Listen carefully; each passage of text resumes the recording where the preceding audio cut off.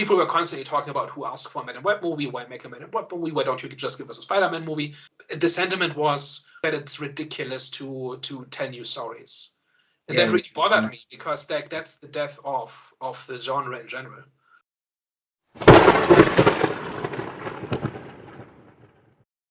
Hello, everyone. We are back again. The Eye of the Storm podcast. What's the best recent thing you guys have watched that you can plug our audience and me myself to, because I need to look for new things to watch this weekend? I've gone old but gold again this week. So funny enough, I was actually watching Saltburn, and it's actually not a bad movie. Got Barry Keoghan in it, and he's kind of one of my favorite actors at the moment. He's been like good in everything that I've seen him in. If you've not watched The Banshees of Inisherin, that's a fantastic movie as well. While I was watching the movie, it's kind of okay movie. On the TV in the background, Superbad came on. And I'm sure everyone must know what Superbad is. And as soon as I saw that, I was like, that's the end of this movie. I'm going to go watch Superbad. So I went to watch Superbad. And that is the best thing I watched this week. That movie is flipping hilarious. That movie is an all-time classic. One of the best movies that Seth Rogen's done, in my opinion. It's just a classic. I feel like most people will know what Superbad is. You don't need me to go into it. Best thing I've watched recently. This week I watched Derry Girls, which is a comedy show on Netflix about a group of teenage girls in Northern Ireland in the early 90s, so in the last days of the Troubles. It's probably the funniest comedy I've seen in many years. It's just consistently funny and witty and fast-paced, and it's just overall wonderful. It's not perfect. There's 3 seasons of 8 episodes, and the last half of the 3rd season kind of drops off a little bit, where it gets a little bit less funny and a little bit more sentimental. And I thought the ending didn't exactly work, but at minimum, there's 2.5 seasons of excellent comedy. Like I've not laughed out loud that much in years, probably. It just works, and it's just great comedy. What I watched recently, which I actually enjoyed, was Bob Marley's biopic, One Love. I actually watched that back to back with Madam Web on the same day. But yeah, this movie was good, man. Obviously, if you guys don't know Bob Marley, you should do know Bob Marley. To be fair, a lot of people might not know Bob Marley, but you know, Jamaica's biggest selling artist. Yeah, man, just pretty much his life on screen.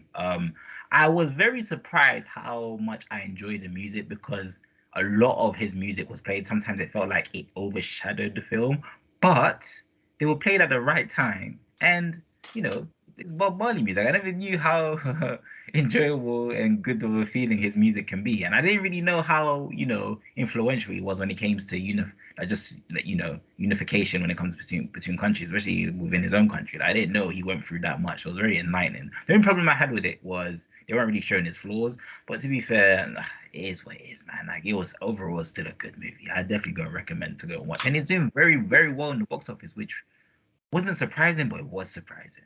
But it was a really good movie. It was a feel-good movie, and it's very, refreshing and enlightening to see how much of an impact someone's music can have in society, on the world. So yeah, man, I definitely say go and check that out. So it's not that historically accurate, from what you've said? Well, I'm not too sure about his history, to be honest. So I'm just going in there as a spectator who doesn't know nothing, so I can't even answer that question. They kind of do omit some of the truth at times, especially if it's being approved by a certain person's estate. Like, you've got the Michael Jackson movie coming up, stuff like that. They're going to want to portray the person in the best light possible, so it's to be expected. But as long as it's a good movie, who cares? That's my thing with biopics. I want them to tell the actual story about the actual person, and that's why I generally don't watch them, because then I have to fact check everything, and I can't trust people to actually tell the real story. It was kind of the thing with I was briefly excited for the Napoleon movie, and then it came out that the director thinks historians are stupid. And that kind of was not a very that's an actual quote, and that's not a good starting point when you're making a historical movie.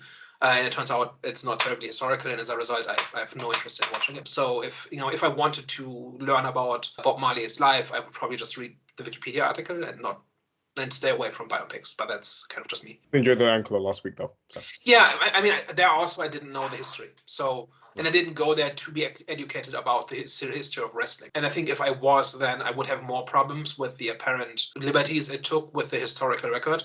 But that one also seems to be like those. In that particular case, it seems like the historical inaccuracies are kind of limited and don't substantially change the story.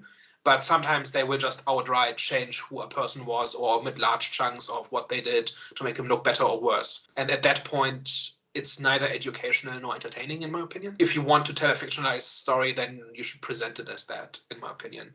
And to me, biopic always implies this is a real person and this is their story. Oh, guys, I think now it's the main event. Wow. Man, this is going to be an interesting. Wow. It's going to be an interesting. Oh, man. So, Madam Web, Jonathan, I can't wait for you to tell us how much you love this movie, because I just know you're so opposite to how me and Daniel think. So, go on, Jonathan, tell us how much you love this movie. It's like you're making me seem like such a contrarian to you guys. I'm not that at all. It's just, I think, okay, you know what? When it comes to Madam Web, Dakota Johnson or director's vision, one of them is at fault for Madam Web's portrayal. I think this movie, I felt like this movie was presented as a film they just wanted to get out of the way. It wasn't as bad as people were saying it was. It was a film where they just weren't passionate about this film whatsoever. I even think, the character, the way she performed in this movie, she didn't feel like she should have been Madam Web. And I feel like she didn't even want to be Madam Web. And that's why I said is it her fault or is it the director's fault? Was it the director's vision's fault? Because it's like I said, I'm new to Madam Web, so I don't really know her backstory. I don't know what her character's like. I don't know what her personality's like. What I do know is from the 2-minute video that Daniel showed me, the animation version where Spider-Man encountered Madam Web, and in that character, from her, I already had that preconceived notion that she was gonna be like this, right? She was gonna be like that. She seemed a bit more energetic, a bit more witty, and a bit more clever, especially with her responses to Spider-Man. So with Dakota, the way that she, performed as Madam Web, she seemed very zen, and it didn't work for me.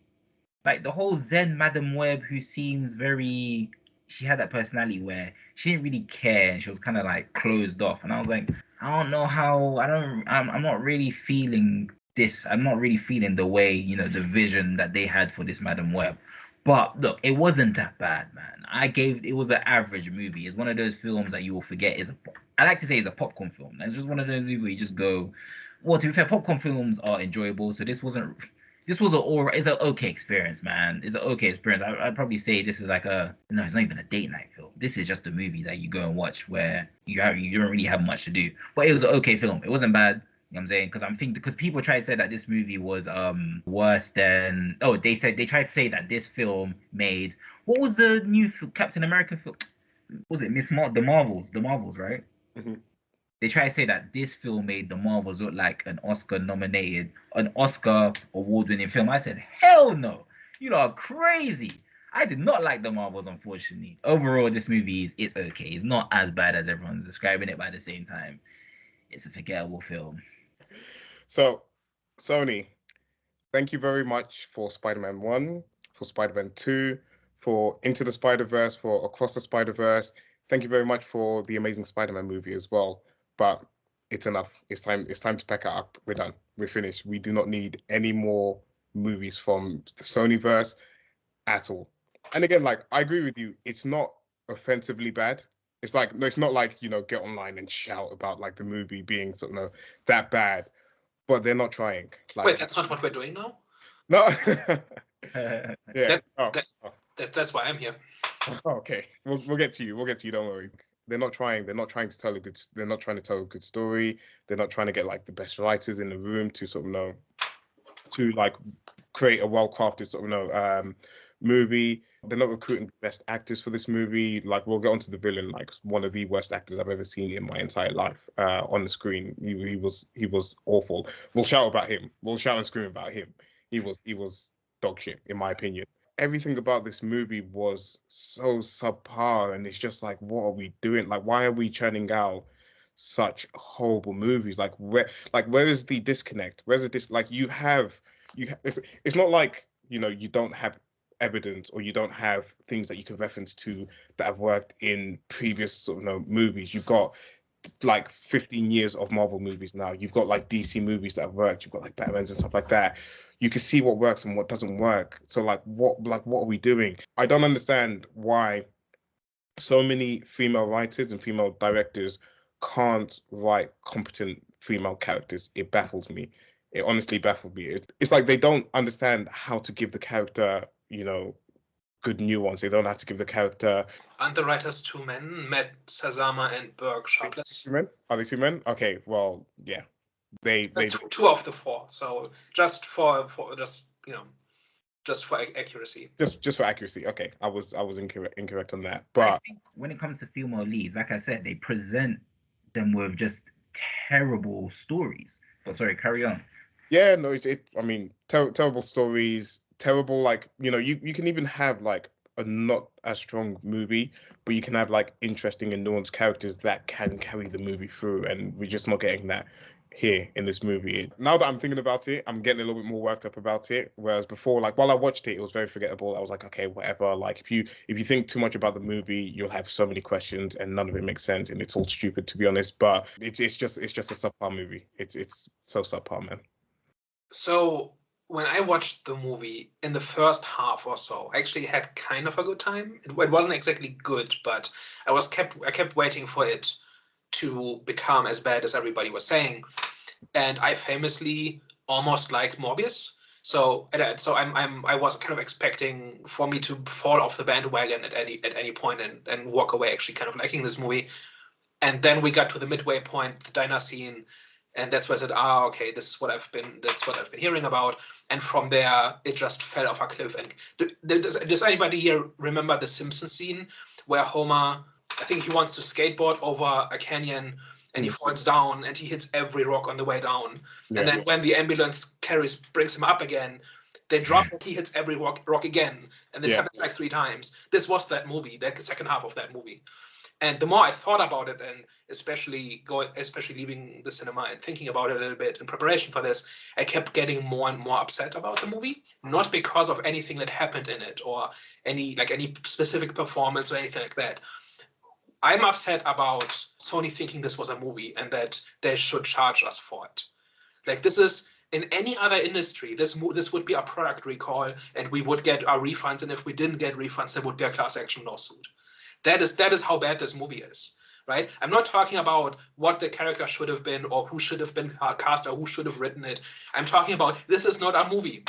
We can talk about the specifics in the spoiler section, but like, I've never seen such bad ADR, such bad editing, such obvious stitching together of movie parts in order to make a story, because 3 years into making the movie, they changed what the movie was about.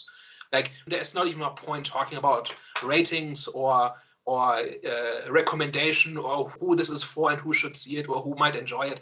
It's just not a functioning movie. More so than any other, I kind of retroactively have to apologize to Zack Snyder, because The Rebel Moon at least had a story. And it was clearly a movie. And this does not rise to that level.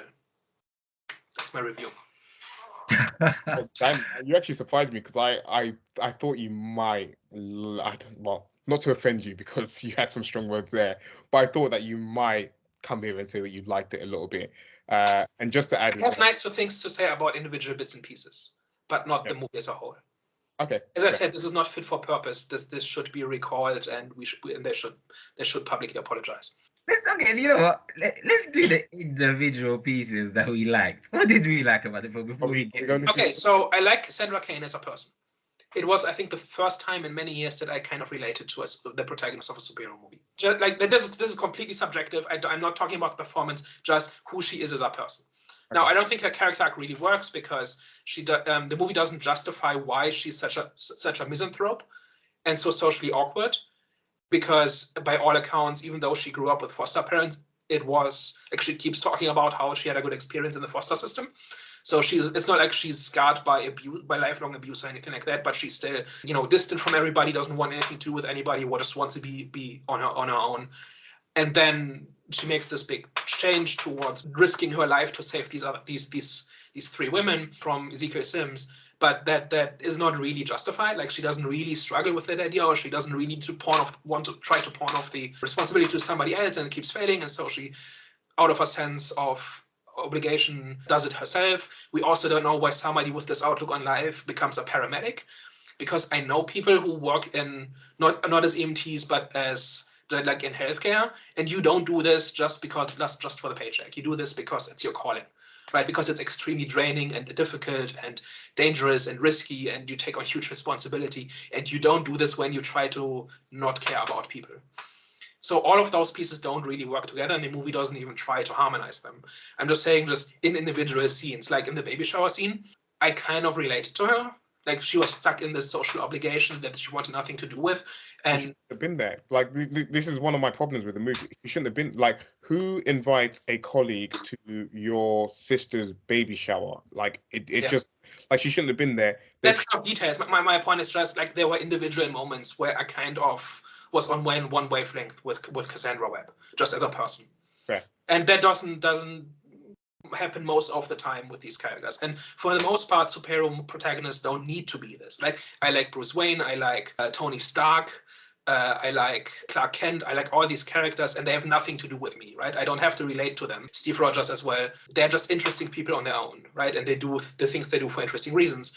But with Cassandra Cain, it kind of felt familiar, like a real person. And that's outside the plot and outside the performance and outside the characterization. Just as the kind of person to front a superhero movie, it was kind of a refreshing change of pace.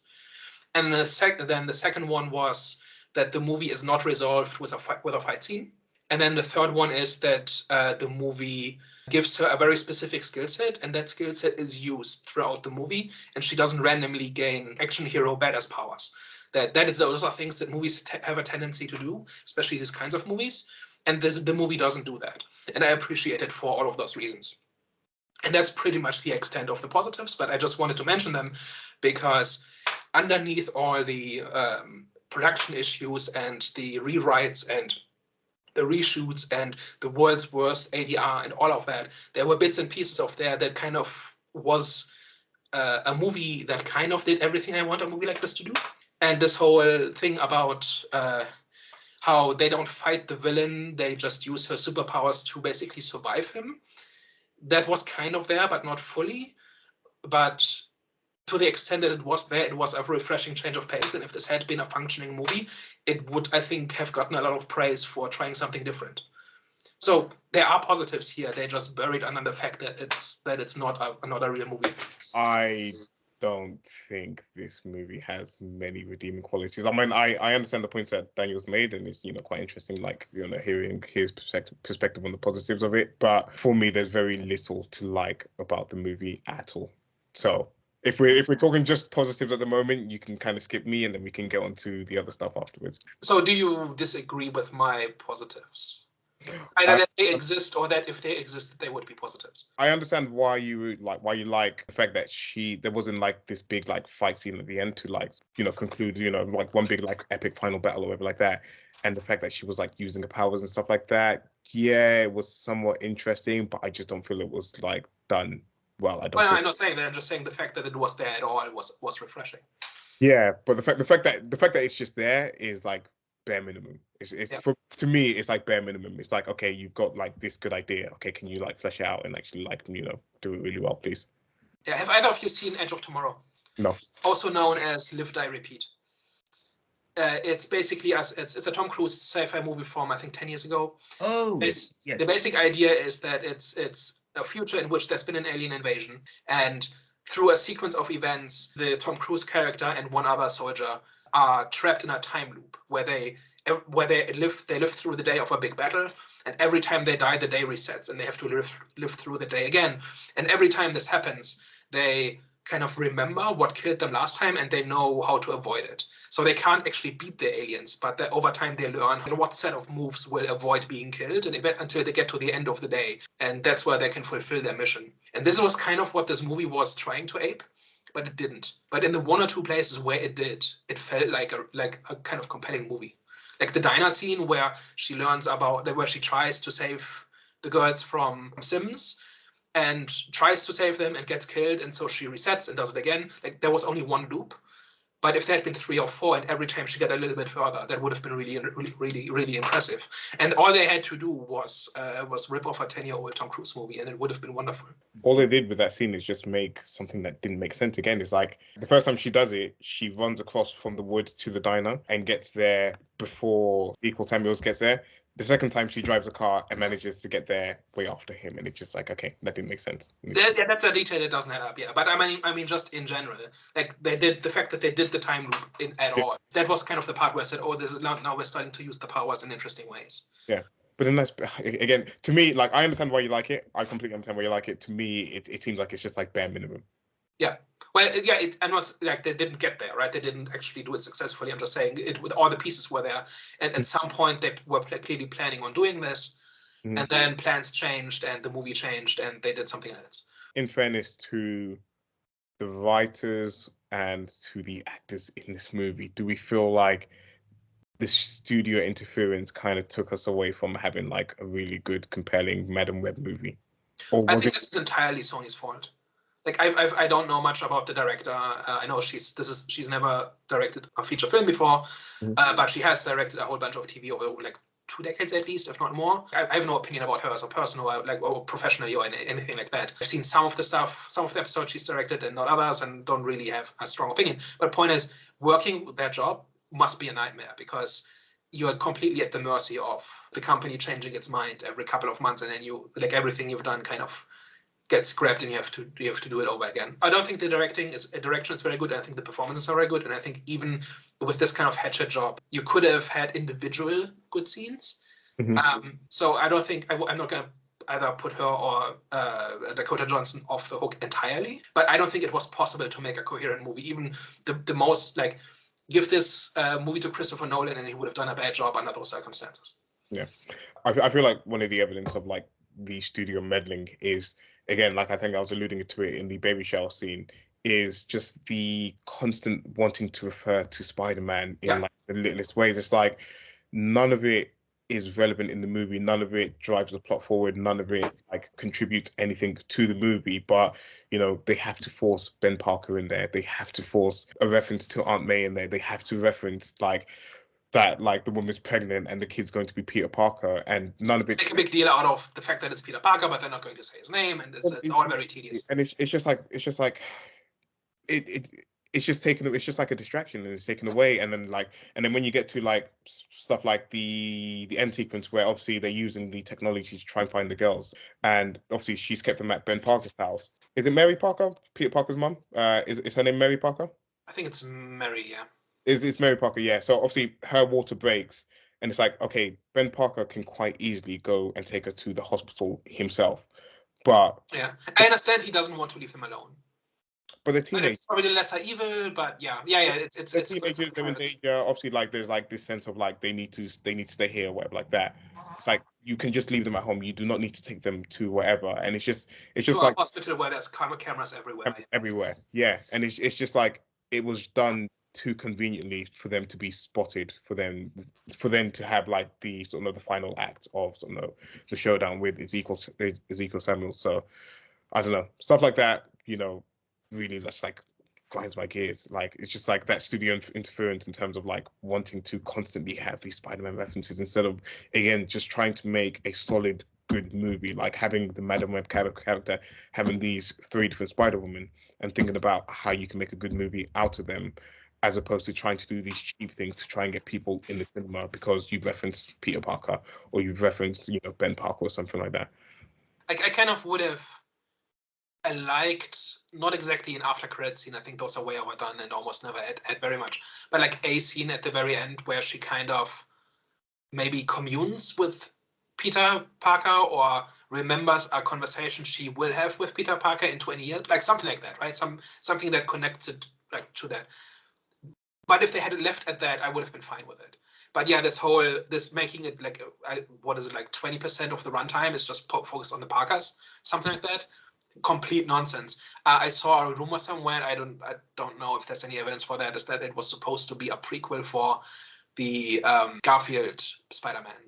And that changed at some point, and that's why they had to change it from the 90s to the 2000s so that it lines up with the Tom Holland Spider-Man, age-wise. So like there's a whole bunch of stuff in the movie that makes clear it's supposed to be in the 90s, and then but they keep saying it's 2003, and that creates a bunch of plot holes. Notably, after 2 years after 9/11, can you just fly to Peru when you're wanted for kidnapping? Maybe not. At minimum, if you set a movie in 2003 and you have, that should be a plot point. Maybe that's one of the examples of the movie just being redone midstream, where originally it was supposed to be a prequel to one Spider-Man, and then they changed it to another Spider-Man, but now that Spider-Man is 10 years younger, and so all the timeline doesn't add up, so you have to pretend it's in a different era than it's filmed in, and like that's just one exhibit 57B of how this movie is messed up. Yeah. Is that part of the reason why Ezekiel Samuels never says any of his lines on camera, because they had to like reshoot and rework all of his lines, and not reshoot because they clearly didn't reshoot it to put his like lines on camera, but it's like 90% of what he says is off camera. They're focused on something completely different, and I've never seen anything like that in a movie before. And it was extremely jarring to see that, to like have a person, and like the voiceover was like, you can clearly hear it was like dubbed, the way he was like. And do you know what's funny is like I was like similar to you in terms of like, there was like, you know, when I first went into the movie, I was like, okay, this is gonna be a cut movie, so I went into it like expecting to hate it. It got to a point where I was like, okay, maybe this is not as bad a movie as people are saying. As soon as he showed up on screen, when he was like in bed with the CIA agent or like whatever, some of the national security woman, whatever. Yeah, I think, yeah. As soon as he started speaking in that scene, the movie went completely different for me. It was like, in a completely different volume, in a different like inflection, and it was very clear. I normally don't notice ADR unless it's pointed out to me, and you could not notice it here. Yeah, and that goes into my comment of it not being fit for purposes, because even if you retool a movie like this as that often, there's still no excuse for the ADR to be that bad. No, like this came across like this gave me flashbacks to like me writing lab reports in my first year of university, and it's 2 a.m. and it's due at 8 a.m. and I'm taking shortcuts because I didn't manage my time properly, right? That's how it felt. At that point, it should have been either delayed or scrapped entirely, but just putting it out like that is just it goes beyond. Like I use the word baffling a lot on this channel, and this like I'm out of words for like I should have reserved that word for something like this. Like I'm out of vocabulary. It's like the fact that anybody, any paid professional who has ever been involved in a film project before thought that this is how it should be done and how it should look and sound is beyond unacceptable. Yeah. I mean, in terms of like the 3 Spider-Women, like their involvement in the film, again, it seems like they're just there as a plot point. Essentially, they're just there to like drive the movie forward. Again, there's nothing really about them. They try to give them some type of like unique character for each of the different. But each one had one personality trait. Yeah, essentially. What I will say about that is, that's actually like for me is that this was probably one of the first superhero films I've watched in not a long time, but quite a while, where I felt the performance felt more authentic than theatrical. Because, you know, the superhero movies that I have watched, especially like last year, they were very theatrical. This one felt a bit more genuine, even though it wasn't, I wouldn't say it wasn't bad, but it wasn't great. So I think, I kind of got like Star Wars prequel vibes from it, where I've seen these actors say lines better than this, and I know they can act when given half a chance.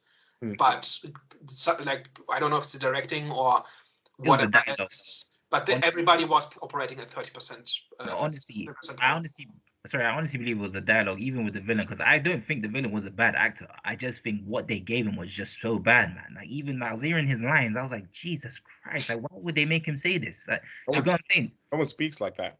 Exactly, no one speaks like that. So it makes it seem like the actor just didn't care. And maybe with Dakota as well, like I said, for me personally, she didn't fit too well with Madam Web as a character, even though I'm not too familiar with the backstory. But at the same time, I can give it the benefit of the doubt and say, okay, this lies on the director's vision and obviously the dialogue that's being given to her, because this just isn't great, man. It sounds very like. What frustrates me as well is like, you know, I can't even remember what the black girl's name is, one of the Spider-Man, the black one. Yeah. Like Yeah, Betty. It's like they always have to make like the black one. They always have to make the black like the teenagers in general, like black, white, whatever, like that, obnoxious or like something like that. They have to have like some type of attitude and go against the grain of this and the other. But her in particular, they always have to have like some type of like sassy or like whatever attitude for like the black teenager in the movie. And I'm like, okay, like there is like 100 different ways that you can portray a black teenager like in a movie, but it just seems like it's just like the sassy, like super confident, like like powerful. I don't know. It's just like it's not realistic, and it's like it's really annoying having like especially as a black person seeing our people being portrayed one way over and over and over again in movies. It just drives me crazy, man. Yeah. Even with what's a bit mad as well, even with Sydney Sweeney, even with her character, it was a bit of a contradiction because she came off of like they presented her as someone that was a bit timid, but timid and shy. But the way like they had her dressing in that film, I was like, this doesn't really look like a timid girl whatsoever. Like you lot have portrayed this girl completely wrong. Like she had a proper like short skirt, like a like the only thing that made her look like timid and shy was the glasses. And as soon as she took off the glasses, apparently that's when she transitions into this confident girl that's jumping on the tables and singing. I'm like, bro, listen, the team, the production, I honestly do believe this was Sony. You guys done this cast so dirty. It's just unbelievable. I feel sorry for them that they actually had to do this, even though they're not going to turn this down, man. It's a freaking, it's here in Marvel. It's a superhero film. They're not going to turn this down, but they did them dirty with the script, man. Also, like another like character trait that I dislike, again, like for the Latina like Spider-Woman, like, again, Daniel, if you remember. Well, I've got the Wikipedia page up, that's why I know the names. But you're talking about Julia. Sorry, no, Anya. Anya is. Anya, yeah. It's like, oh, she's Latina. Oh, let's make it that her parents have been deported, and it's like, okay, like we get it. We've seen that 1,000 times. Like, in fairness, that was a big topic in the mid 2000s. Yeah. But it's like it's not like it's the obvious thing to go to. And it's like it's borderline racist if you ask me. To be like every Mexican parent is being deported. Like what's going on? But again, it's like her. It's like they just have like these like stereotypes that they like buy into when they're writing some of these characters, and it's like, no, like, can you not think of anything else? Can you not write a different kind of character? Like have better ideas for these characters, please. Is all I'm asking. The 3 Spider-Women, I'm a little bit torn about that. Like, I'm not saying they're good or anything, but they're supposed to be annoying teenagers and they're supposed to be irresponsible. But I feel like there's ways to make that more fun to watch as opposed to just grating. Like, I understood, for instance, why they went to the diner and didn't listen. I didn't understand why they started dancing on tables. Yeah. For example, like there's a line there, like where some of it is on one side of the line, but most is on the other side of the line. Again, sorry, back to the diner scene. The person that called the police on the girls that were supposedly missing, like he didn't think, like these are 3 girls that are by themselves. They've gone to the diner, they're ordering food, they're having a good time or whatever. And like obviously you've seen on the news that they're kidnapped. You don't think to go and speak to them first, you have a conversation with them like that. Your first thought is, I'm going to call the police. And again, it's just a convenient point to then, like Ezekiel Samuels is tapped into like the police, like the police line. He hears this and he knows where the girls are, and it's just stupid writing. If you ask me, it's just like convenient writing for the plot to move forward. Yeah. Mostly like writing. I mean, I can see somebody doing that maybe, but it is convenience. Yeah. It is just there to get the villain into the right spot. Like all of it is very convenient, right? The fact that they're all in Grand Central Station at the same time for unrelated reasons, as opposed to the plot bringing them together, right? Fate is a theme in this, right? Mm-hmm. And I completely buy that, they meet by coincidence for some reason, but not maybe all at the same time in the same in the same train. Like with 2 seats of it, like even in a movie about fate, there's a line of contrivance, and they've done like a far jump over that line, and they land all the way over there. Now, what next for Sony? Well, Craven, next thing, and Venom 3 is supposed to come out this year as well. Oh my God. Well, I mean, we haven't really talked about the bad parts of the plot yet. Have we? We still have like half an hour to go through. So for me, the diner scene is where it really started to fall apart. Like there were bad aspects of it before in the first half or so, but it was mostly passable. Or it was at least like a 4 out of 10 movie, 3 out of 10 or something, and then it really fell apart in the second half. And the diner scene was where the first cracks started showing, and then after that, like when Cassandra just goes home to get her mother's journal, that scene was beyond contrived, and actually kind of like the bit where she just makes sure if she can crawl on walls. That was like the one creative part in the movie.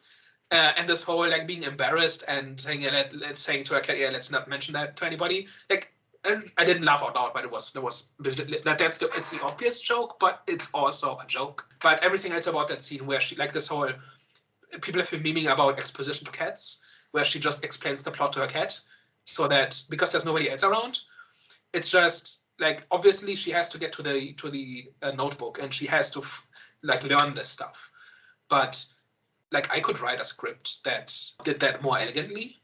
Like they didn't have to go into the forest. Like they could have, I don't know, gone to her apartment or something.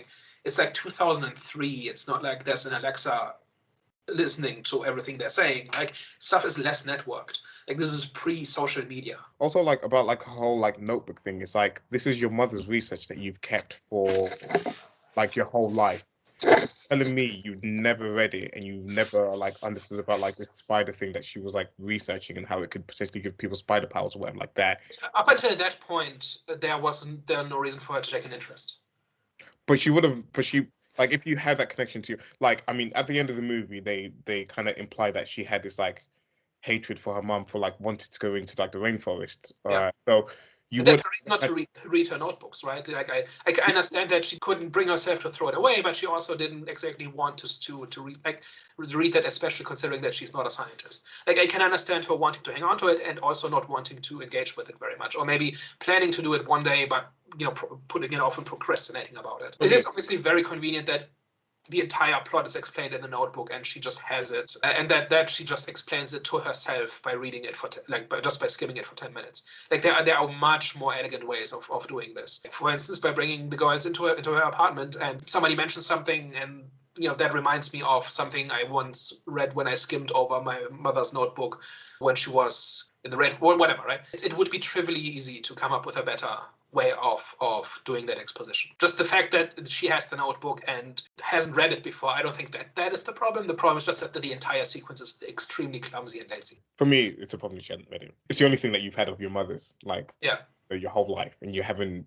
been curious enough to know what she was doing in the rainforest and stuff like that. But I can see that we could see that differently, but it doesn't make sense. And then next up is the whole, I'm going to go to Peru for a week. Mm-hmm. That was just very, very clearly injected into the plot afterwards, or very late into the process. I don't imagine that was planned from the start. Not only is it dumb, it's also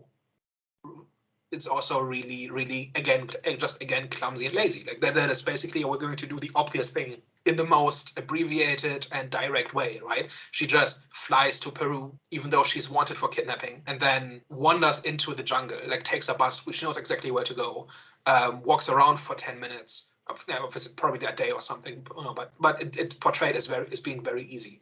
And then she finds a guy who's been waiting for her for 30 years and who recognizes her immediately, and then who just shows her to the exposition cave where she has a vision where her mother explains the plot to her and the cosmology in about 2 minutes, and then she flies back. It's just going to Peru is already dicey, right? From a logistical standpoint. But doing it in this abbreviated and effortless way it just screams laziness, and it screams it screams like, well, we have 20 minutes to fill in, we couldn't do the subplot we wanted to do, so we now have to do this other thing. And aside from being the clumsiest exposition I've ever seen, probably, it just really dragged on the movie, and it made it really apparent that it got inserted into the plot because they couldn't do what they were originally going to do because somebody had told them to make a different movie halfway, like 2 years into the process. But it makes sense as well in terms of like, it doesn't explain why her or her mother was special for her to be saved in the first place, for them to know that she's going to come back in the future or whatever. So like people were meant to be like kind of like secluded. They're meant to be like, kind of kept away. They're meant to be like this like myth or whatever.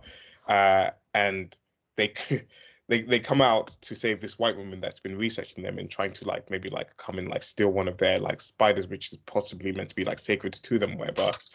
Save her, bring her to the water, give her a spider bite, save the baby, send the baby back to the America somehow. It's not explained how she gets to America. But it's not really important. They did show like a Peruvian birth certificate. So apparently, the spider tribe handed them to the Peruvian authorities, and then it's kind of implied that they then handed it to the U.S. embassy, and then that part I kind of like. You have to pay really attention when she goes through her suitcase. There's a Peruvian birth certificate. At some point, she made it back to the city and was handed to the authorities. Yeah, but it's like my overall point was it's not really explained why she was the special one or the chosen one, essentially. And obviously I get like she's Madam Web and she's like meant to be on the web and she's meant to be like all seeing and stuff like that, but the movie doesn't give you enough information to explain the importance of her and like why it was imperative for them to save her mother and to save her as a child, essentially, knowing them, especially them knowing the future. I just saw it as a gift. Like, I get what you're saying, but because I think they kind of covered that as well when he said, the guy who saw after 30 years said, I think he said something about how they saw a dying mother, and obviously they said her intentions for getting the spider, which was pure, to cure sicknesses, etc., etc. So I didn't necessarily see that as, I saw that as the explanation. So pretty much she was just a lucky one, and obviously, the tribe couldn't let a pregnant woman couldn't let a pregnant woman die. Do you know what I'm saying? So yeah, I think it was just pretty much a gift. You know what I'm saying? She was the lucky one. Well, I think that their whole deal seems to be that they use the spider powers to help people, right? Which often means like driving out people who are maybe illegally logging in the. Is that explained in the movie? Again, sorry if I missed it. Is that explained in the movie that they're using these spiders to help people? There's lines about it where they say they have the powers of spiders and they basically use it to protect the rainforest, kind of thing. And then when Cassandra's mother is dying from the gunshot wound, they immediately come out of the trees and carry her to safety, which kind of seems to me communicated pretty clearly that helping people is their thing. That's what they think they should be doing with the powers. And then in the cave, they basically say, well, we can't save you, but we can save your child, that kind of thing. And we'll make sure she's okay. So just helping people seems to be their entire deal. So they probably observed that expedition and they figured out that their motive for studying the spiders was not profit, but to create medicines. And they might have identified with that. So I didn't see a contradiction there exactly. It's not interesting and there's no nuance to it, but I didn't think there was a contradiction there. And also if they have prophetic powers and know what's going to happen, then they might know that her child will inherit the powers and will do good things with them maybe. So maybe they see that as an extension of their work. It's not stated and it requires a bit of interpretation, but I don't think it's a big leap. Not even for spider people. Fair.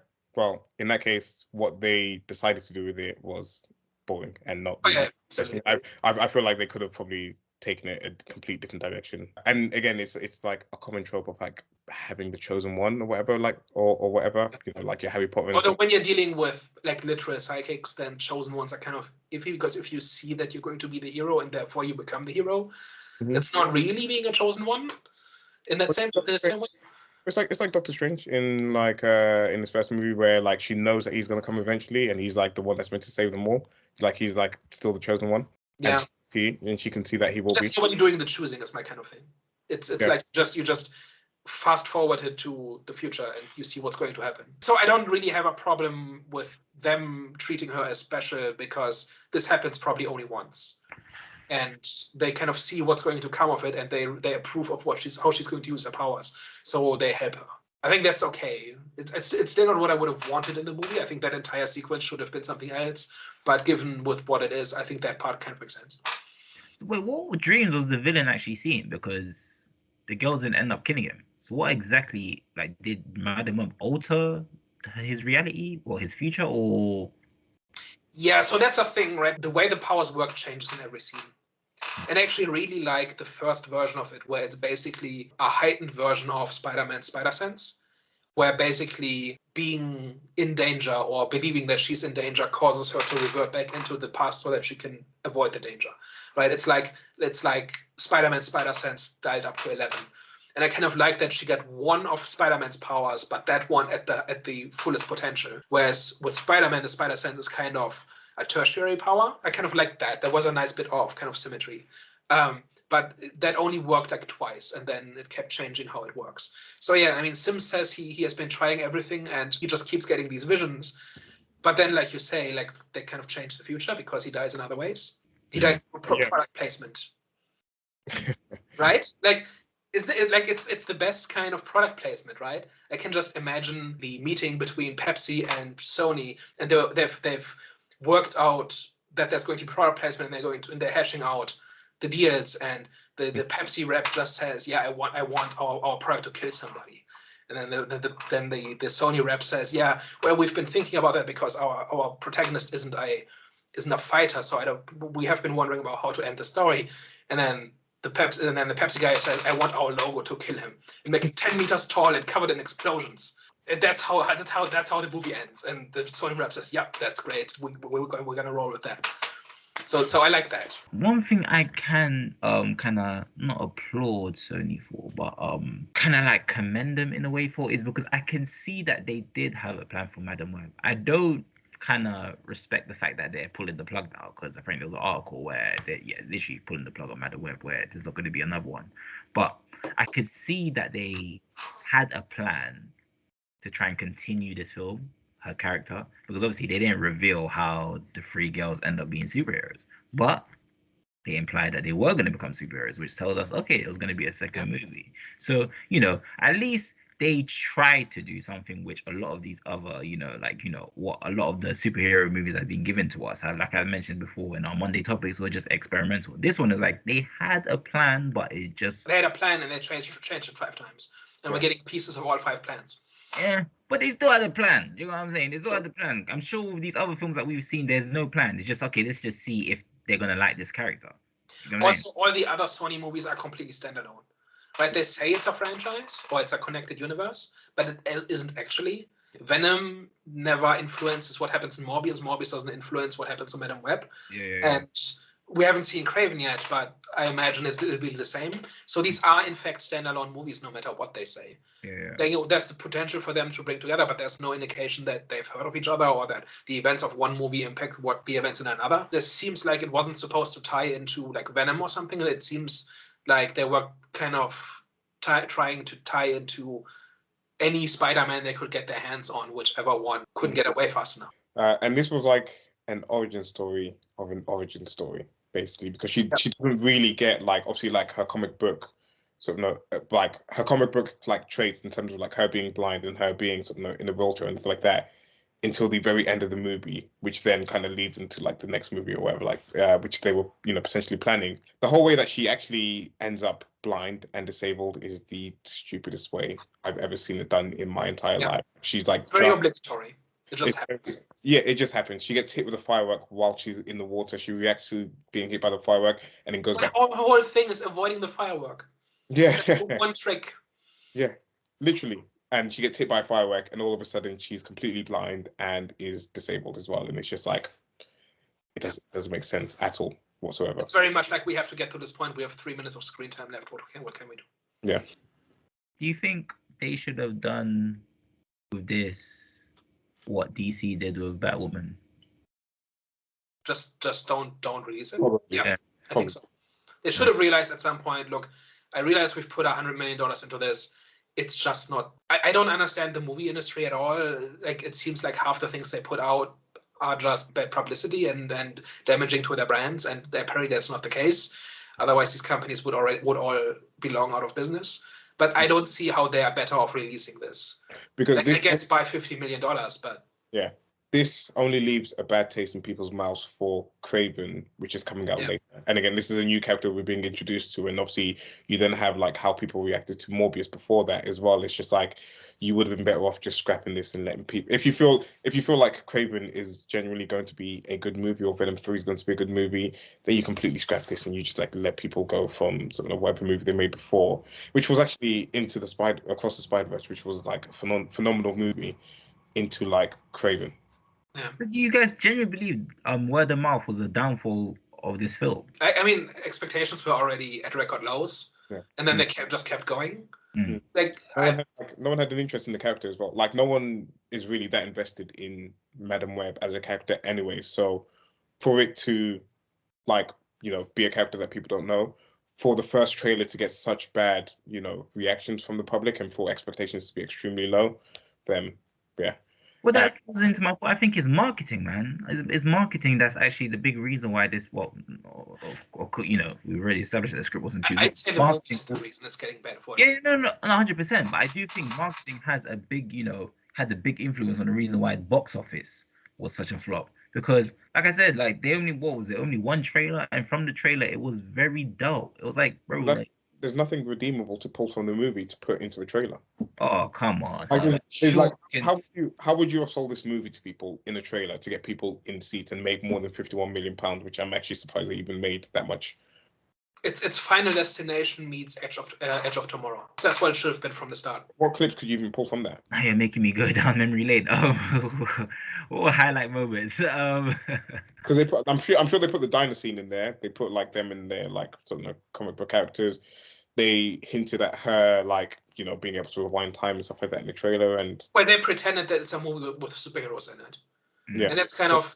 And that's kind of one thing, the one silver lining, that this is not actually that they don't put on the costumes halfway through and then just start fighting bad guys. But yeah, the different trailers absolutely made it seem like this had superheroes in it. Did they have do an emphasis on the villain? Because I think the mystery behind when we see him in his costume, Spider-Man, that's the best thing that. Yeah, the US Spider-Man thing was in the trailer, and it was. What was it emphasized on? Because I think it was only wasn't it showing it's one or two, not even I'm sure it wasn't shown more than 3 times at least. Maybe they could have gone that route where they they put they show him. At that point, the movie is already unsalvageable. Like this whole thing about us, a psychic trying to avoid fate kind of thing, that actually has potential.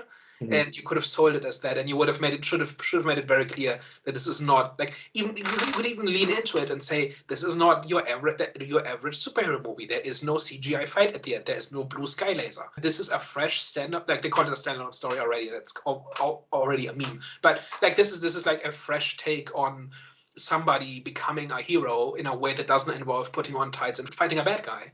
That could have been their unique selling point, and would have actually been true. It would still have been a garbage movie, but it would have been true. Yeah, but would that have sold though? Because a lot of people fight scenes is, Okay, so I wanted to bring this up at some point, and this seems like a good point. Is the audience full of hypocrites? Because the audience says superhero movies are played out, they're all the same, there's always the blue sky laser at the end, it always comes down to a fist fight, it always comes down to simplistic morality of good versus evil, and the other complaint would be that we're getting the same characters over and over again. We're getting Batman again, we're getting Spider-Man again. And now somebody comes along and makes a movie about a character that has not had a movie before, that has a different, that avoids all of those things and does something different. And then people complain that it doesn't have tights and fights, right? Is the audience in part to blame? Leaving aside the quality of the movie itself, assume for a second this movie was still what it is, but good, right? And the movie was criticized for these things. Aren't we hypocrites for doing that? No, 100%. But we have to understand that different isn't always good. Do you know what I'm saying? So it's yeah, I agree. The audience can be very biased. You know what I'm saying? They can be biased to films that are good, but they say it's terrible because it's different, and a lot of people don't like to change. They don't like to see different, especially I think. But it's the same people complain that it's not different. If it's different, they complain that it's not the same. Exactly, which is why they're hypocrites. But at the same time, like I said, different isn't always good, man. Sometimes the different things that they do is... It's no guarantee. Question for you, Daniel. Do you feel like if Eternal came out in this period as opposed to immediately after Endgame, when people were so used to the Titan fights, that's big CGI battles and stuff like that, do you feel like Eternals may have done better in this period of time where we're getting really bad superhero movies and then it tries to do something different?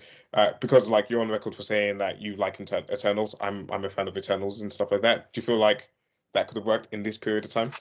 So Eternals lost close to $200 million at the tail end of the pandemic. I don't know that it would have made more. It might have made more. So it would have made more money because it wasn't during the pandemic. It would have made less money because it was further removed from the superhero hype. The problem with Eternals is kind of along similar lines as Madame Web, where it doesn't do the standard things that everybody complains about, but then it gets criticized for not doing the standard things, right? So I've seen almost all of the criticism I've seen of Eternals is that it's too talky, that there's no clear villain, there's not enough fights, there's not enough superpowers. And that is the reason that it's a good movie, in my opinion, because first of all of these things are still there, but they're less than your average superhero movie. But the focus is very much on mostly internal character conflict. And in my opinion, so I don't want all superhero movies to be like Eternals, but I think it makes it a better movie because it has a very specific idea of what kind of movie it wants to be, and that deviates from the standard Marvel formula. And then people show up to it expecting the standard Marvel formula, they don't get it, they are disappointed, and they say it's a bad movie. I'm not sure if it would have done better or worse if it had come out in the past year. I think it wouldn't gotten a lot more attention because people would have looked out more for halfway decent superhero movies, and anybody giving the movie half a chance, I think, will recognize that the characters are the focus and not the fights. And maybe that means it would have found more of an audience. Yeah. So my question wasn't really around the box office, because obviously it was more in terms of like the reception of it. Because I see you talking about like doing something different, doing something that isn't like your typical sort of like Marvel formula of like, you know, good guy, bad guy, big CGI battles and this, that, and the other. It was more so like, because I feel like, you know, what Eternals suffered from as well is it's come out in a period where you've got, you know, things like your Shang-Chi, you know, it's come out when you've had like things like the Spider-Man No Way Home, and like, you know, your people are fresh off of Endgame and stuff like that. So I feel like people were very much expecting that type of movie in that period. They're like 2 years off of Endgame, and it came out before No Way Home. It was the last one to come out before No Way Home. So at the time, people didn't have No Way Home to compare it to. Okay, and that's fair enough. But I feel like people still had the expectations of the Marvel formula going into the movie. So like my question was more so like, now that we're like quite far removed from that, we've had so many ups and downs in this like current climate of like how people feel about comic book movies. Would it have had like a better, like, would it have been better received? Not box office wise or anything like that, but like would it have been better received by the audience for doing something different and doing something a little bit more innovative? So it's been 2.5 years, November 2021, since Eternals came out. I have not seen any reappraisals of it. I think it seems like people who liked it back then still like it, and people who disliked it back then still dislike it. I've not seen people go back. Like there's a world in which, you know, people are starving for halfway decent superhero movies, and so, you know, Blue Beetle wasn't it, Flash wasn't it, Marvels wasn't it. So they go back to maybe something they passed on 2 years earlier and realize, oh, hey, this Eternals thing is actually not bad. I've not seen one person say this. It seems to have gone down as the boring one that should not have been made. I'll be honest with you, that film wasn't memorable for me.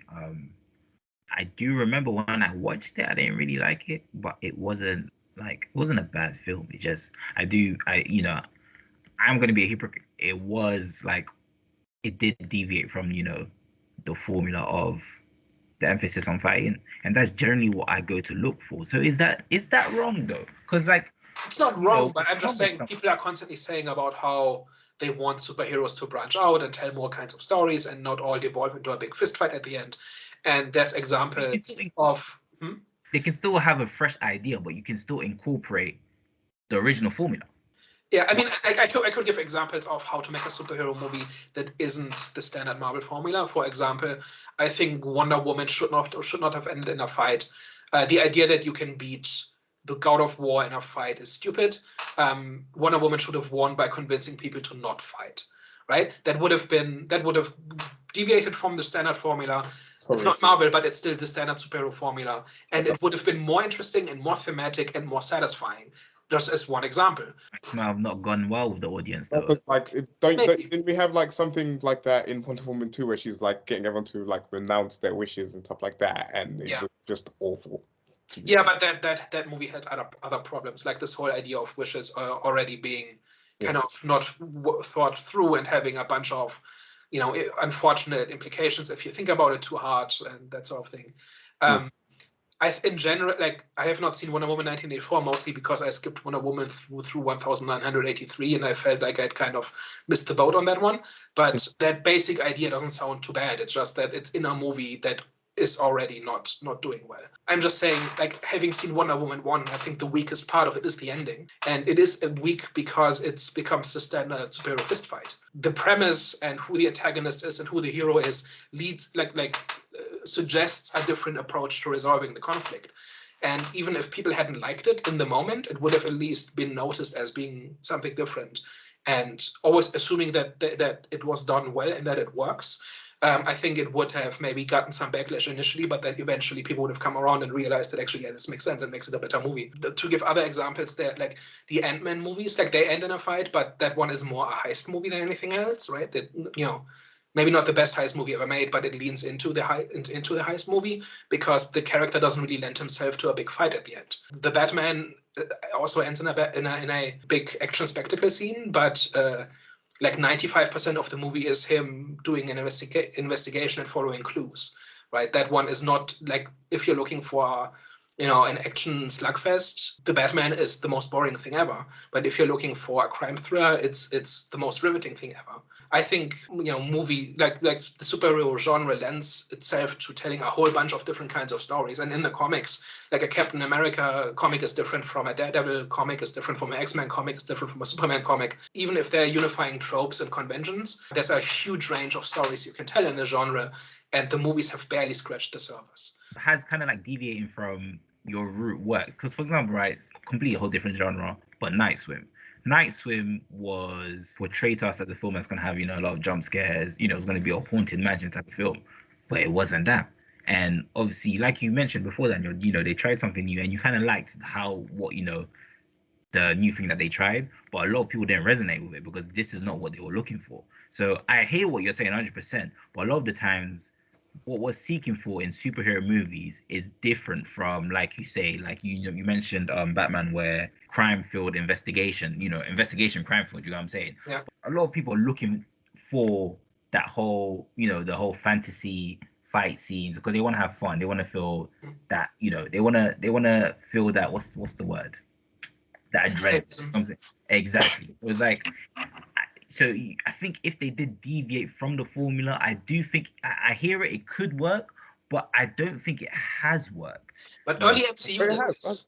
It hasn't. Eternals didn't work. Night Swim, even though that's not even a superhero film, that's a whole. I'm saying that didn't work. Like, but like Daniel was mentioning, like the Batman was really well received, made money at the box office. Which one? You think the recent one? The recent one, yeah, the recent one. If you think of even like action-packed, though. I wouldn't say it was action packed. I wouldn't say it was action-packed. There were a couple of fight scenes in there, but it's 3 hours long, and about 2 hours 20 of that is Batman wandering about crime scenes. Like, even if you think about enough action though, it had enough action. Whereas Eternals, I didn't feel like it had enough action.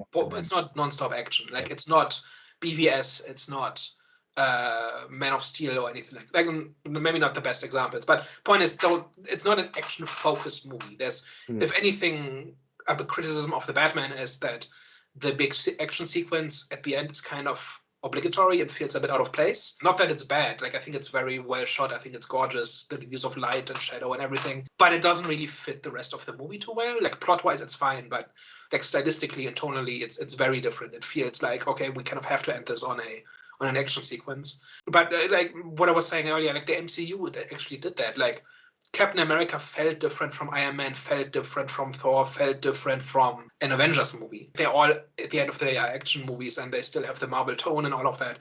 But there was a much bigger variance in the early phases in terms of what kinds of movies they were making. And there was like a house style, and there was like a through line, but they weren't all the same movie. I think that's a phase 4 thing. And that's been to the detriment of the MCU. I think they are capable of making, or the genre is capable of supporting a much bigger range of different kinds of stories and genres and tones and styles that have largely been ignored in favor of generic action comedy with quippy one-liners and green screen action. And that's why they all feel the same, and that's why people think that the genre is played out, even though I can name like half a dozen characters that haven't even been touched yet that I would really like to see, or types of movies that haven't been, like, there has not been an equivalent of Winter Soldier in 10 years? when Winter Soldier came out. When was the last time they made something with that tone and feel? Even something like Logan, which I was going to mention before, like even Logan, yeah. like Logan's got action in it, but it's a completely like different type of movie than what's been made in any other sort of in the superhero genre as well. Again, our next video that you're going to see on Monday or whenever it comes out is going to be about Marvel fatigue. So not Marvel fatigue, sorry, superhero fatigue in general. Do we feel like part of it is the formula? Like part of it being the formula that everyone has decided to adopt, because at the start of it, the DCU was markedly different to what the MCU was trying to be.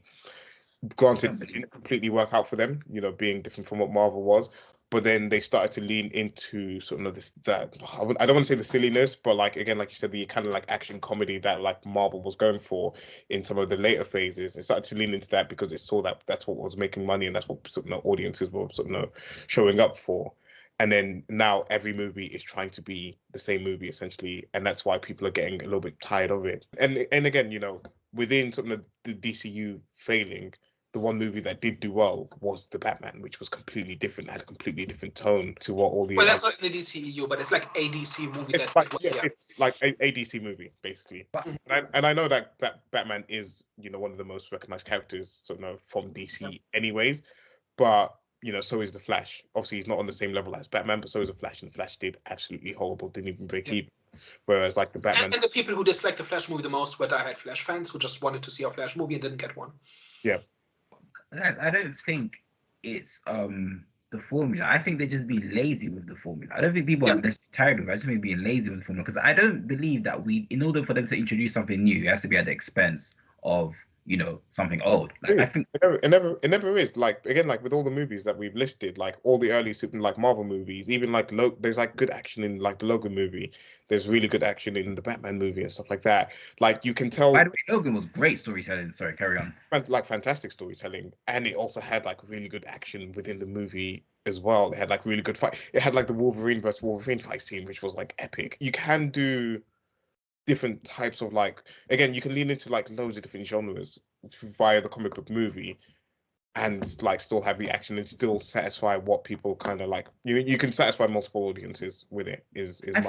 I think they've kind of changed the formula. I feel like it's missing that maturity, because even like with Spider-Man 1, Spider-Man 2 and the whole Logan, it felt very like, even though it was accessible to in majority of the public, different age groups, it felt just more gritty and more like emotionally you resonated more with the character. It just felt more like mature, whereas now it's very like Daniel mentioned before, like it's very comedic. Like they try and make with these one-line jokes, they try and make it very they saturated it down to a more accessible level to not just, you know what I'm saying? So it's like, I think they've kind of, when it comes to the formula, I think they've kind of changed it and they just made it less. They made it. Is it like part of it as well, like them trying to bring in the new audience? Because obviously, like people that watched Iron Man 1 have like grown and matured and this and the other, and like have like grown older, and they're like then now trying to get like the new like generation to like the Marvel movies, which is why like pushing people like Miss Marvel, and they're trying to do like Kate Bishop. They're trying to like bring in everyone. Yeah, and it's just like, these are not the people that are coming out to see your movies. These are not the people that are like paying money to come and see your movies. It's just catering to the wrong audience. A big problem is that the movies are supposed to, all movies are supposed to be for everybody. And it's not. And that basically means that they all have to be the same. It would be fine if there was something for everybody in the MCU as opposed to one particular thing, and if you don't like that particular thing, then you're out of luck. Like there hasn't really been an MCU movie made for me, with the exception of Eternals, probably in 5 or 6 years. Because it's all aimed at sensibilities that are just not mine. Like I still remember walking out of Thor Ragnarok with resentment because I was realizing that I was never going to get a fantasy epic out of a Thor movie. Like the way they allude to a little bit in Thor 2, like there's a sequence at the beginning where they're out fighting giants in one of the 9 realms or whatever. And that's pretty much one of the only times we actually see Thor doing like classic mythology things. And stuff like that is in the comics more. At that point, I kind of realized that I was never going to get that not from the MCU. And I'm not, it's not about it all being that, but it's like one by one, all the different tones and styles and subgenres or the genres that previous movies had leaned into kind of all went away into and collapsed into generics action comedy with quips. That doesn't seem to be changing. And that's how, like, in the early MCU, people had like different favorites. Like people like preferred Iron Man more, some people preferred like Captain America more, some people preferred like Thor more. Even like when Doctor Strange came in, even though he was like similar to what Iron Man was, but he was like slightly different in his own way. Whereas, like you're saying, everyone is the same character now, and it's either don't like it, basically. And that basically means you either like that one character or you like nobody. Yeah. And I think that's one of the ingredients to why people have been falling off, because, you know, if like, when was the last time they did something with Winter Soldier, for example? I think he's still on ice in Wakanda, or I don't even know. You've been tapped out. No, they did the whole Falcon and Winter Soldier. Oh yeah, there was the Disney Plus series. Don't watch it. All right, okay, but like a character like that is markedly absent from the MCU. Is my point. Like, it wasn't specifically about Winter Soldier, but like a character like that. Like, Winter Soldier doesn't make quips, right? He's just a tragic character who's trying to piece his life together after being that's all. Like, we know the story. Point is, there aren't a lot of characters like him anymore in the MCU. And like what Stanley said about like Spider-Man. Spider-Man's just a regular guy that's just going through like regular issues. He's like in high school. He's like having like women trouble. He's like having like rent trouble and like work trouble and this, that, and the other. He's just like a regular guy, and I don't feel like we're getting real people. We're not getting real people anymore in these comic book movies. Like the people because they're storming straight into the action, where they feel like that's the selling point, where it's not the selling point. Even though I did say, I still want to see the action, it's just, don't rush into it. Like, show us the character, you know what I'm saying? Let us invest into the character. They just completely, they said the same with Madam Web, they just completely just zoom past her story by just giving us, well, I mean, since this is a Madam Web video, I mentioned this earlier, like about an hour ago, I actually found it kind of refreshing that she wasn't that. Like, that was not her personality. She didn't make any jokes. She, seemed a bit awkward. She was a reluctant hero. It wasn't all a joke to her. And I think even through the really bad acting and bad directing and bad writing and all these different layers of terribleness, I could still see like an interesting person in there whose story I could have been on board with. That's a very short list of redeeming features of Madam Web, but I think this is one. But, when you look at the discourse leading up to the release of the movie, people were constantly talking about who asked for a Madam Web movie, why make a Madam Web movie, why don't you just give us a Spider-Man movie?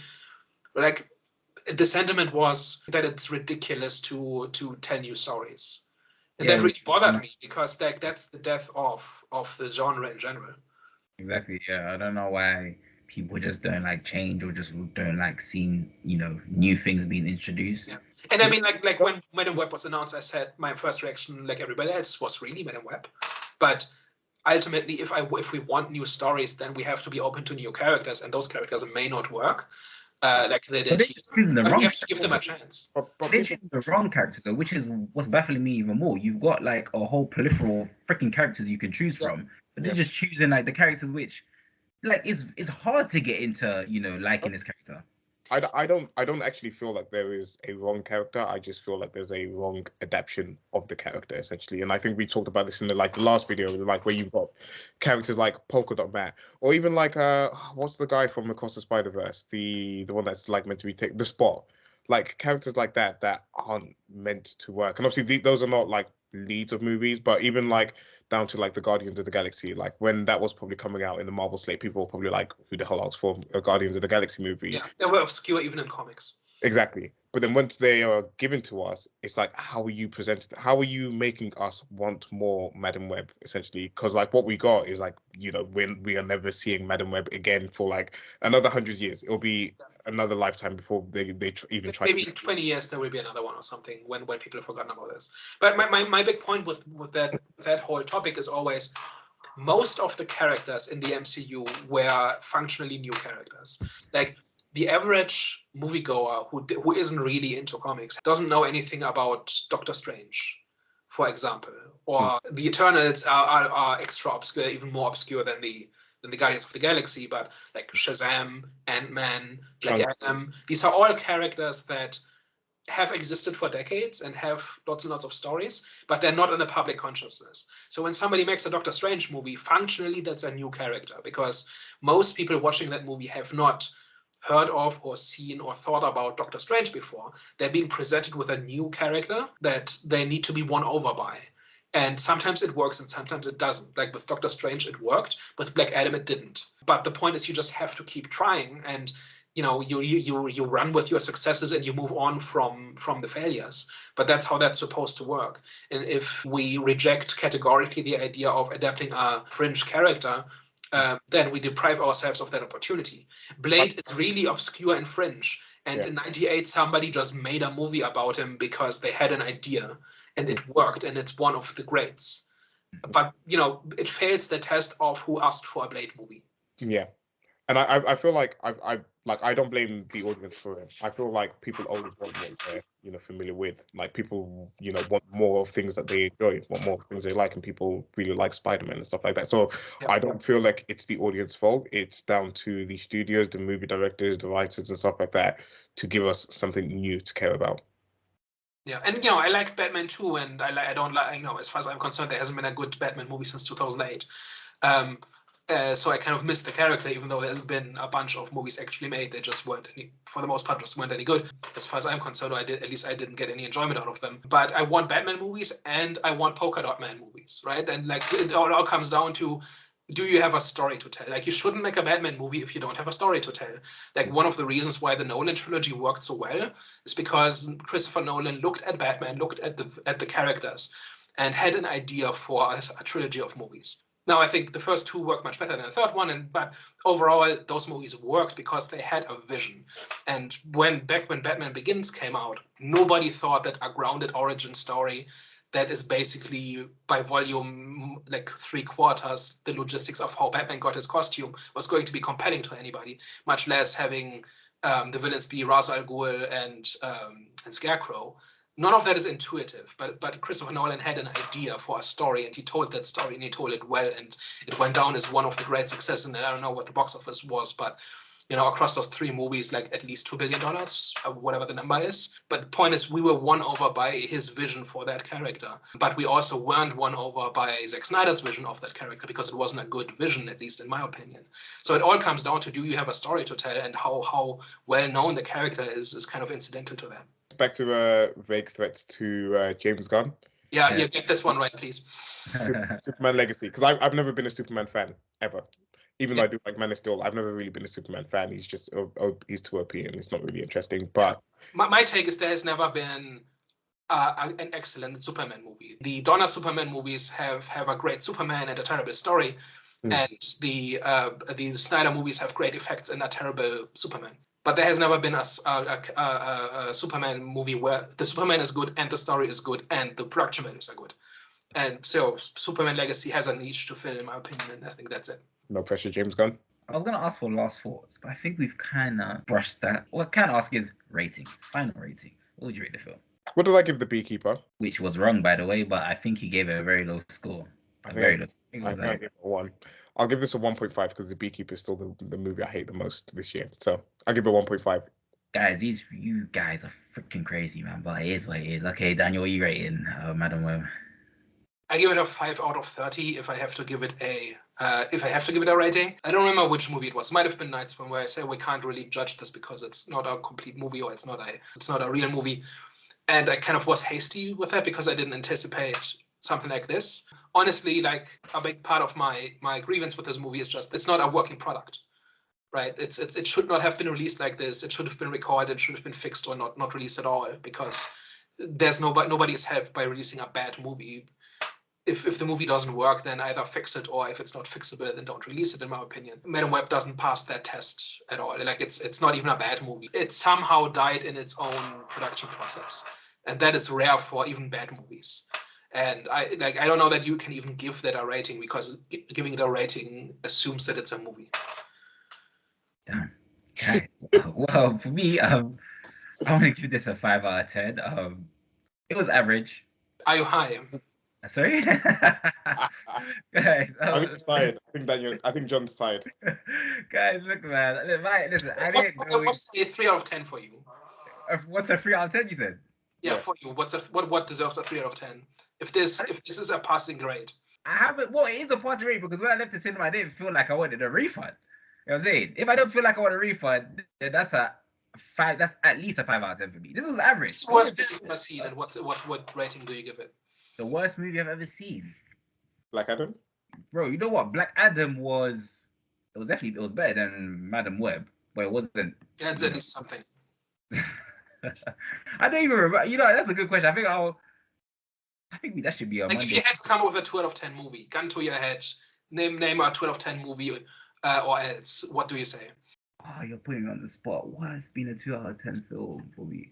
I can't think of one now. I just want to calibrate the scale, because giving it something like this, like 5. The reason it's 5 for me is because it wasn't terrible, but it wasn't great. It wasn't memorable. It was just one of those films. I was like, listen, I see that the audio is messed up, and I can see that the story is, the dialogue terrible. It's not a great film, but it wasn't terrible, man. It wasn't to the point where. Yeah. Well, what have we been arguing about for the last 90 minutes? Well, no, I've been pretty. I wouldn't say partial, but I acknowledged its flaws, and I'm pretty much blaming more of the business side rather than. Yeah, but it's a final product that counts, right? Yeah, and with the final product, I wasn't pissed. I wasn't angry. I was just like, oh, this film's no. It brings me back to my original question: what would make you angry? Daniel, while he's thinking, gun to your head.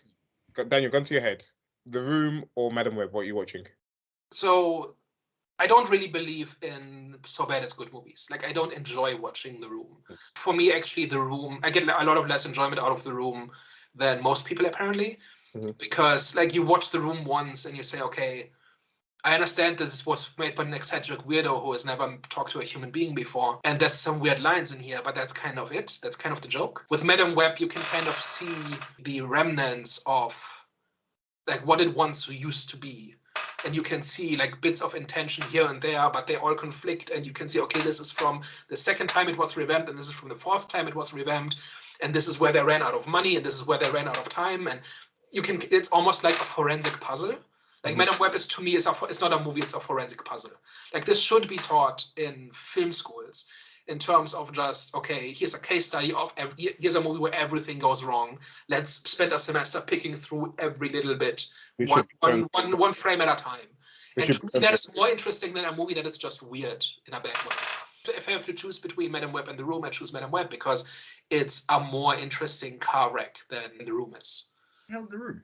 On like what you were saying there, this should be shown to execs of what not to do and how to not meddle into sort of know what your creatives are trying to do when creating a movie. I don't know if there's like university courses for being a film producer.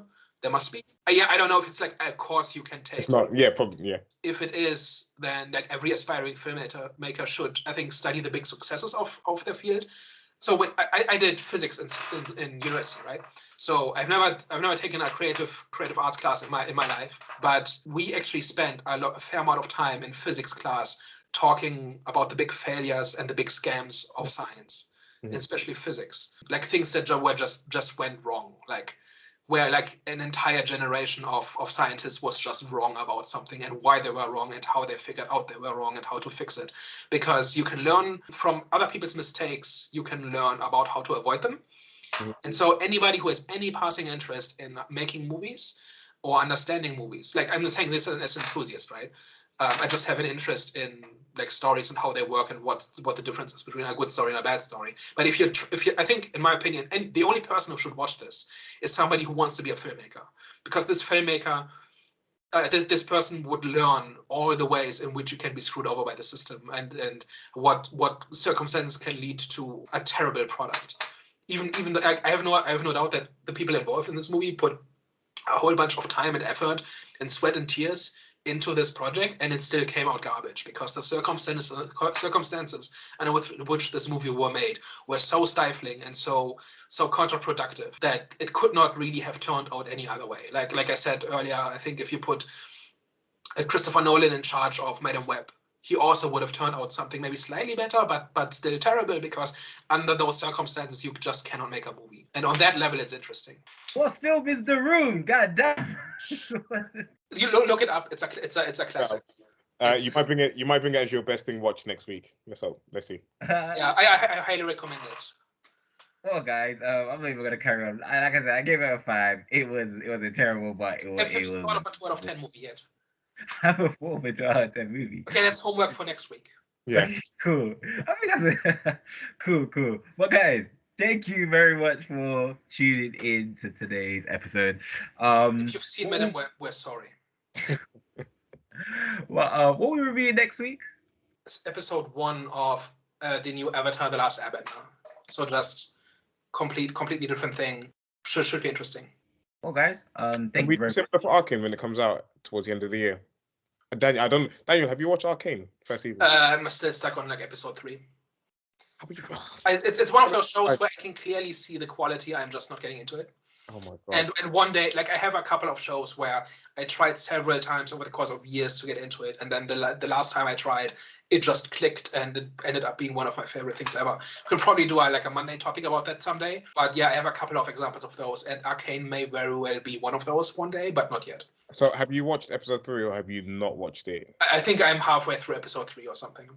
Okay, I feel like you probably need to get, because like the way that it was structured is like 3 acts. So you've got like episode 1, 2, and 3, which is like act 1, and it's like kind of like own self-contained like story, which then like leads on to like obviously what happens afterwards. And you got like 4, 5, and 6, which is its own like sort of build up of stories, and then 7, 8, 9, which is like the conclusion of like everything. And I feel like you need to like complete the act and then like move on, because it like the story does mature and it gets like so much better. Yeah, I've been told it's amazing, and I'm telling you it's again. clearly a quality show, and I've just not been able to care yet, but I will keep trying.